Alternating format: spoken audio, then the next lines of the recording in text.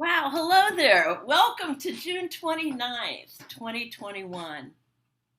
Yep, this is our last Transformation Tuesday in June, and we've had such a powerful month of male speakers, men speakers. And I just am so grateful for everyone who's opened their hearts and come in and presented. So, Paradigm Shifters, we are a community, global community dedicated to shift and uplift the entire planet. And so with that, I know you guys might be getting sick of me, but we are at our number of 1,078 members and growing. And that to me says that we're expanding and growing as one, as together, and also together we rise. So it is my extreme pleasure here to welcome Benjamin Blackett. Woo, the crowd roars, Benjamin. Do you love that? And let me tell you a little bit about Benjamin and how we met, and then more about him. But and Benjamin and I have been on this journey together from afar many times, but this journey of transformation. We are both life mastery consultants, and Benjamin also is a motivational speaker, and I love it, at a creative healing place. Let's take a deep breath into just that title and how much courage it takes to do that. And let's see, your past, your Clark Boatyard and Marine Works in Rhode Island. Is that right? Truth. Was Truth. where I But you know what? Go ahead. Was where I was when I got the inspiration to become a life mastery consultant. In the boatyard. Well, you know what? The other thing that I just found out that blows me away, that you studied middle school and secondary education at the University of Rhode Island. And that's where you and I didn't know that. I studied middle school. I mean, I lived in middle school for years. So we did need a lot of forgiveness right there, and right? And Mm-hmm. and you currently live in West Warwick, Rhode Island? I do. Okay. Yes. Yes. And so the reason I invited Benjamin on is we were at an event, I think it was a couple weeks ago, wasn't it? Yes. Yes, it was. It was. I think it was the Coachapalooza. That's right. And we just happened to be in the breakout section together. Mm-hmm. And you were talking about forgiveness. And my light bulbs went out and said, we have to invite you on to talk more about your journey and a little bit more about you. So, before we start, one of the things I've been studying is the Optimist Creed. And the seventh creed in there is to forgive the mistakes of the past and press on to greater achievements of the future.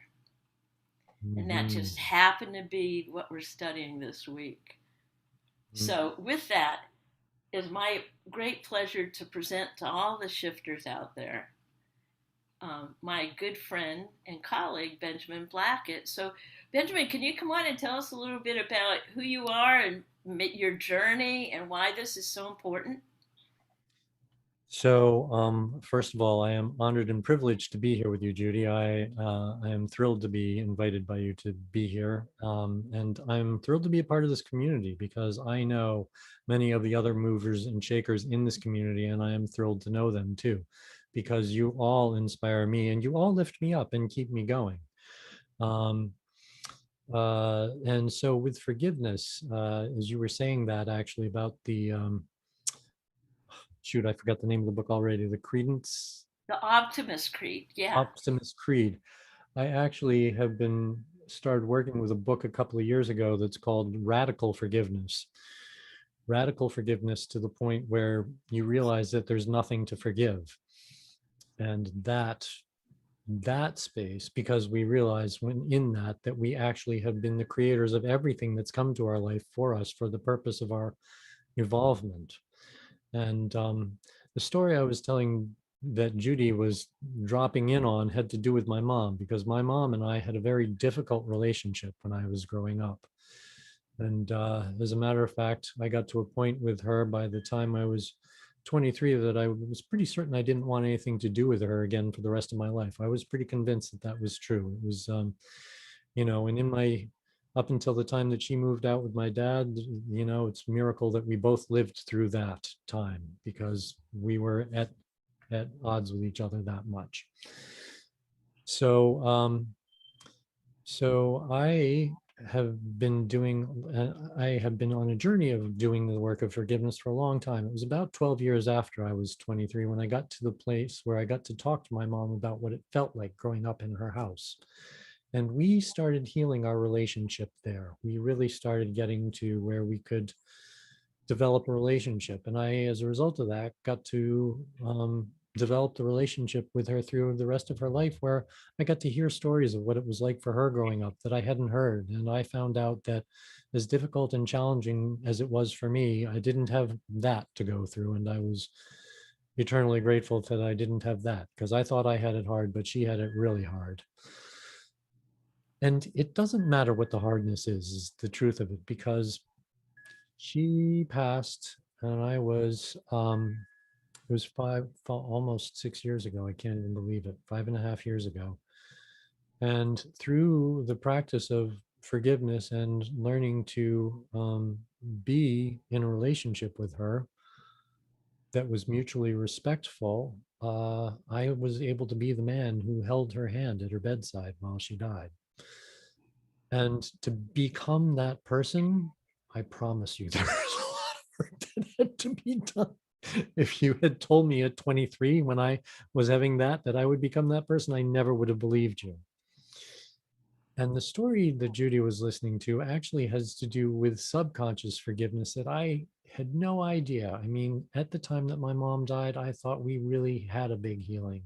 And my grief started with with her death, of the relationship I had wished we had that we never could have.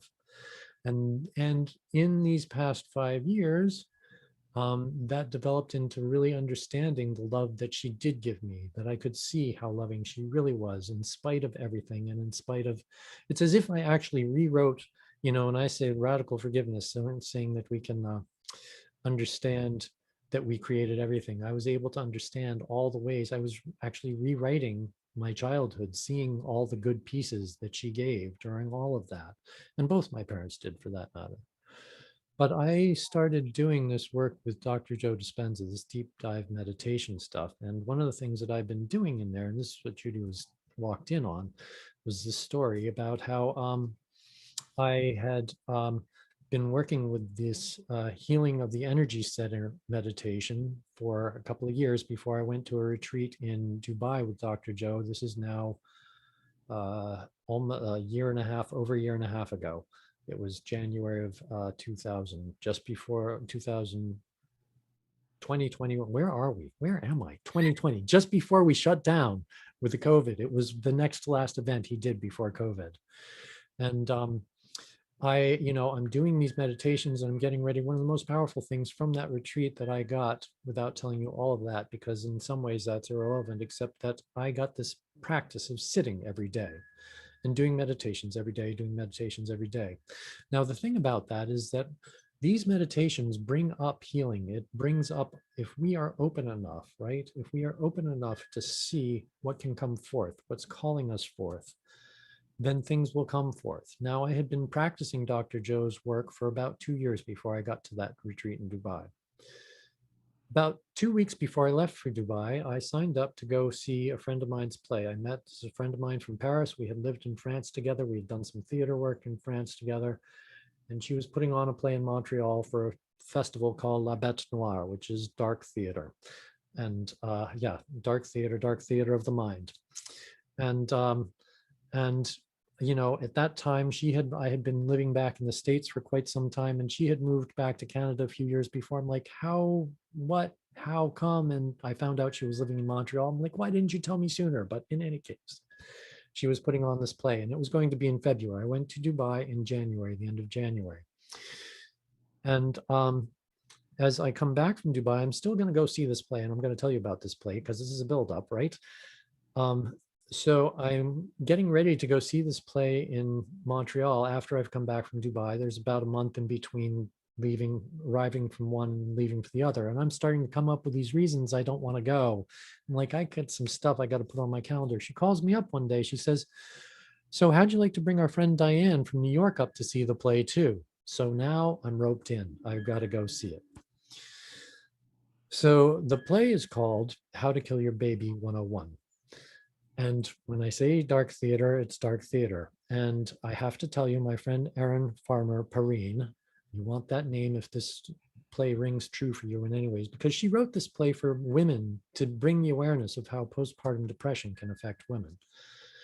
And we had neither of us had any idea of what this was going to mean for me. So I'm roped into going see the play. It's a play that she wrote, she produced, she acted in. It's a one-woman show. And in the play, she's got 17 characters that she's written into the script. The first of which is a college professor who comes out on stage and says, so this is How to Kill Your Baby 101. And tell me, why are you here? Is there something you want to do that we should know about? And she talks about the whole thing of how postpartum depression is for women and how that can turn into suicidal thoughts, how it can turn into homicidal thoughts, et cetera, like ad infinitum.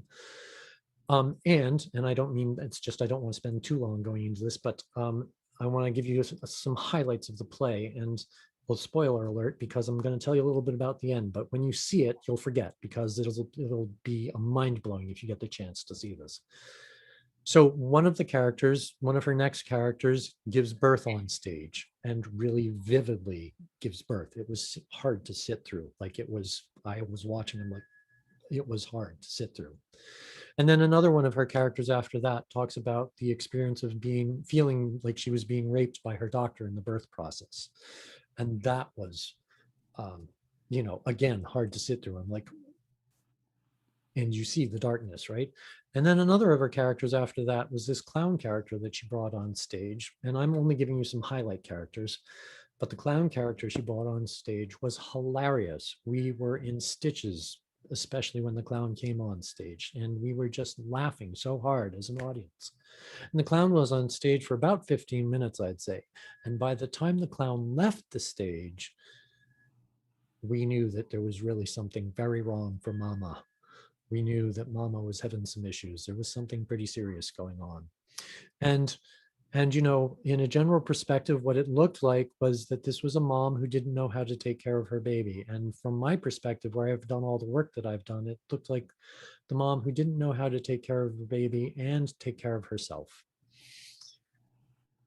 So there's a piece of self-forgiveness in her that was missing, that she didn't even know about as she was doing this, right? And all that just to say that by the end of the play, by the time the last character left the stage, it was so brilliant. I could have sat there for another 20 minutes watching. It was enthralling. I was like, wow, this is intense and deep and dark and like, whoa, but it was intense, and she was brilliant, and she is brilliant. But I will tell you, the last character on the stage left us with the question, well, did she kill her baby or didn't she? Did she kill her baby or didn't she? And like, we as the audience left, did that happen or not? Like, what happened with this person? But the reason I'm telling you the story, and the reason of the importance of that, is because about 5 minutes left in the show, I'm sitting there. Now, I told you I had a difficult relationship with my mom. And all of a sudden it dropped into me like a gestalt. It went through every bone and fiber in my body. I'm like, oh, that's why my mom and I had such a difficult relationship my entire life. She had undiagnosed, unknown about, untreated, unrecognized even postpartum depression, and nobody even talked about that kind of thing in those days. It just didn't happen. Because of the healing work I've done, my very next reaction was, oh my God, that poor woman, how difficult. Like, my heart went out to her as the mom going through like that. And I thought, well, okay, that's it. Great news, great information. And then there was another month where things were not so well for me. And I want to tell you about this because, and where you came in on the story, Judy, I think was when I was talking about um, the healing process that was going on for me with that, because I was doing these meditations every day, and there's a meditation he does, which is a healing of the energy centers. We start down at the root chakra, we go to the second chakra, we go up to the third chakra, the solar plexus, go up to the heart chakra, then to the throat, then to the pineal gland, then to the center of the head, to the top of the head. I'm going through these meditations, and I happen to be a Reiki teacher. And it was 2 weeks after this play, I got back here, and I'm working with a Reiki student whose last job is to give me Reiki treatment to get her certification. She gives me a treatment, and I don't know how many of you know about Reiki treatment, but it starts with your head all the way down to your toes. She gets to my throat and chest, and in between there I start thinking I'm going to sleep, but essentially what I was doing was having an out-of-body experience, because she told me afterwards what happened is that my mom came, and that happened from about here all the way down to my knees when I started coming back in my body. And she said my mom came to me and she was sobbing. She had her head on my shoulder and she was sobbing. I was not there for any of this, but I know it happened, that she was sobbing. She just kept saying, I'm so sorry, I'm so sorry, I'm so sorry. It's like, it's okay, mom, I forgive you. I kept saying that in return. And the reason, and I could tell the difference between somebody who's channeling and somebody who's not. I could tell that that was really going on. She got down to my feet and she had her hands on my feet for about 15 minutes. And my feet felt like they were in an oven. I'm like literally on fire in an oven, just close of like becoming scalding and getting scars. And I'm said to her, I said, so tell me what was going on with my feet. She's like, I was pulling you back into your body. It's like, oh, totally made sense, right? And so a week and a half later, it's a Wednesday night, I'm doing my healing of the energy centers meditation. I get up to my heart, and up till that point, through the entire previous 2 years, I'm having this pain on my chest when I get to the heart center. It's like there's an anvil on my chest. It's like just this wall that something's telling me there's something there to get through that I want to break through, and I can't do it. I just am like, there's something, I don't know what it is.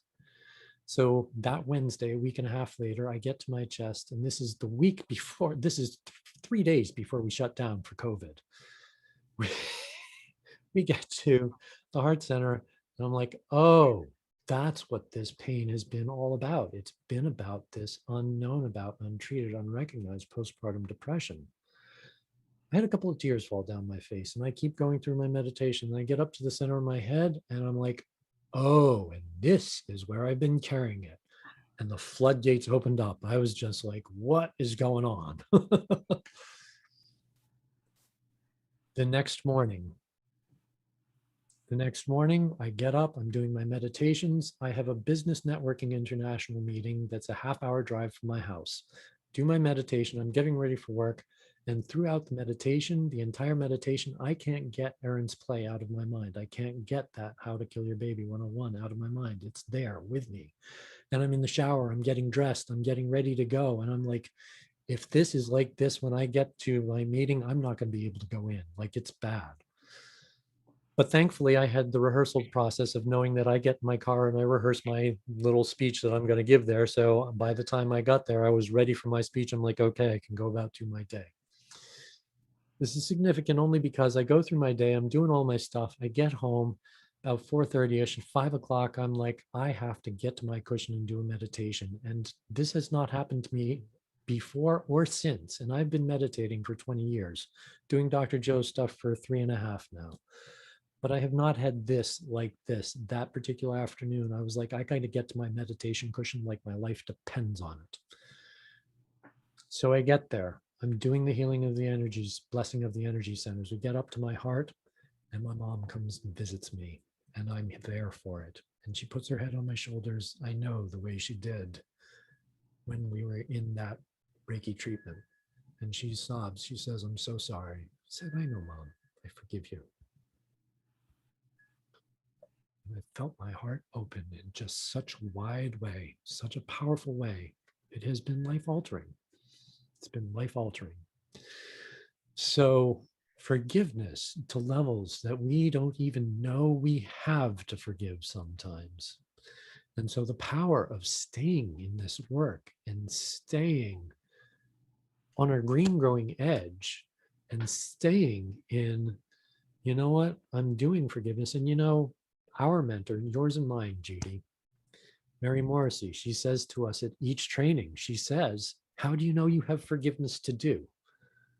It's because you're breathing, right? Because you're breathing. And so there's something to that that says that we have it to do all the time. It's forever with us to do. And sometimes we don't even know why or how or what that looks like.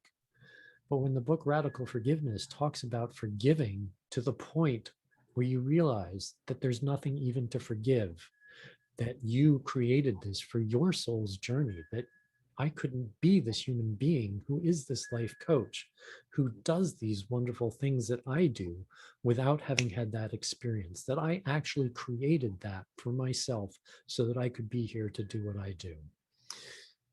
Whew, how quickly did I squeeze that in?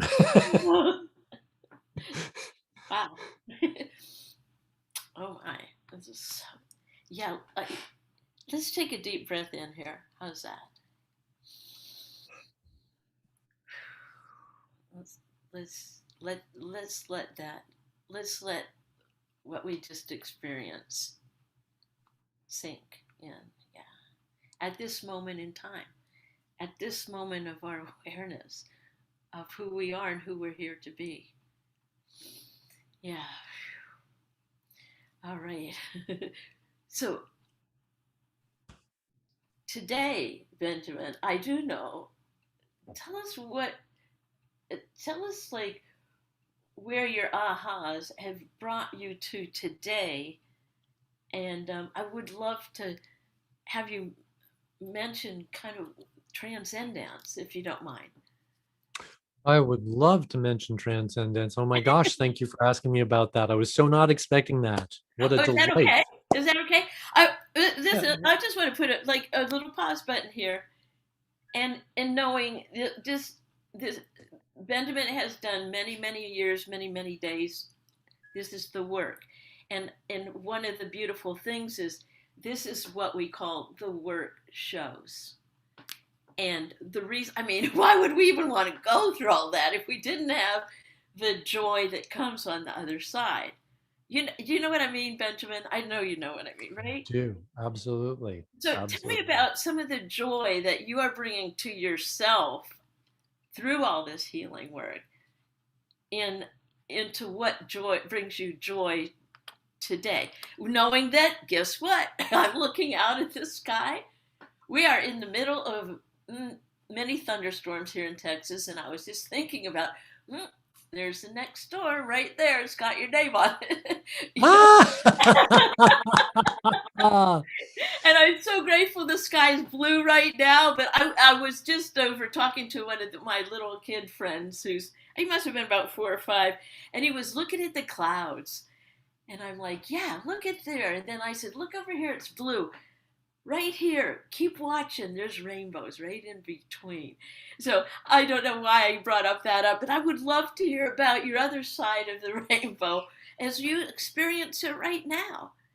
Well, and so all of that is really interconnected. And it's so fascinating because, the fact of we do the work and we get ready for the things that are going to fall in and out of the blue. Now, like, it's important to mention, I couldn't have made that play show up when it did in my life. I couldn't have made that connection with my friend from Paris happen the way it did. Like, it fell into place. I couldn't have made her be doing that. And this was also my dad. So I talked about my mom passing about 5.5 years ago. My dad had passed the previous July. So it was only a short time after his parting too. And it's interesting that this came for me after his parting also, not before. So there was a thing that we could interrelate, intermingle, none of that, which is as it was supposed to be. But also it's interesting because to me as a child, my dad was my hero. And so I started realizing last year at this time, when it was coming up on the 1-year anniversary of his death, I didn't know all of this until just recently because of the work I continue to do, that I started falling away from the meditation and I started walking, I stopped meditating on a daily basis and I was having more struggle. And you know what it was? I came to find out just a few months ago when I went to another Dr. Joe retreat. I was relating this story that I told you to people there. And I said, oh, this is why he was my hero. I don't want to see what there is to discover to heal with him because he was my hero, but that doesn't mean he was a saint. Their stuff. And I'm like, I don't want to look at whatever that is. And it's coming up on the anniversary again. And you know what I've done right now? I have roped myself in with people who are meditating with me on a daily basis so that I keep my practice up, that I am accountable, which is really highly so powerful. I can't tell you the value of working with people. I know I It's do every morning. I'm with a group. We meditate as a group. Have been all through COVID, and it's we always say, well, it's the only way we got through this COVID thing is we meditate in the morning as a group. So tell us about transcendence. I'm so excited. I just know that that is a new passion of yours.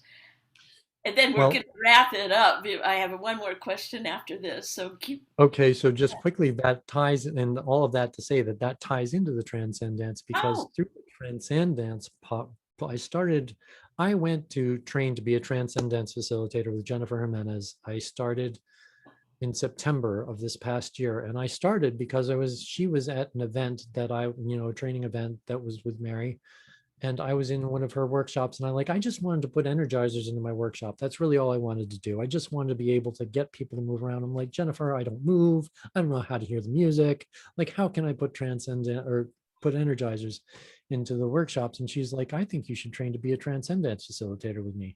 And it was like one of those things, I couldn't have made this happen. I couldn't have even made it up. Like, there's nothing in me logically that would have said, become a transcendence facilitator. Nothing. And she said that. I said, okay. I didn't question it. I didn't Rubik's Cube it. I didn't logicalize it. I was like, okay, I'm going to do it. Sign me up. Where do I sign? And she said, well, we sign you, see if you're qualified. And I did the conversation and I was like, I got scared of the money. And they're like, take your credit card out. It's so much less than that. I'm like, okay, I'm doing it. So, and the reason I say this is because through the transcendence process, now I actually just, you don't know this yet, Judy, because just Friday night, I got a call from Jennifer saying that I have passed my dissertation, which means that's a thing that I submit to her showing myself teaching the method uh, modality that she has created. And I am doing it acceptably enough so that I can actually ask money for it, so that I the can doors actually, are open. the doors are open. I am in business. And I've got free workshops coming up on July 8th and July 28th. I'll tell you Um, what. no, What July we'll put 10th. that information in Paradigm Shifters, and I'm looking. And what I would love to ask you one more question, and then we're gonna be continued for sure. I definitely need to have you back. Uh, well, yeah, it's like a must. Transcendence journey on its own could be a whole A interview. must. It's a must because you know what? This whole forgiveness piece. It's like all the other transformation happens after we practice this piece, which is like, ooh. Okay, so here's the question I want to ask you. Okay, so as a community of paradigm shifters, we want to honor you for having the courage and the yeah, just to come and speak to us with your story. So what we would love to ask you, and we're going to hold, what would you love to have us as a community hold for you, Benjamin Blackett? Wow, what would I love to have you hold for me? I would love to have you hold for me that I am giving a consistent 2 transcendence workshops a month, no matter what, online, at least one live in person a month also, and that I have a client register that includes 12 people within the next year who have been to France with me for my deep dive retreat for a week in the south of France, including some stand-up paddleboarding.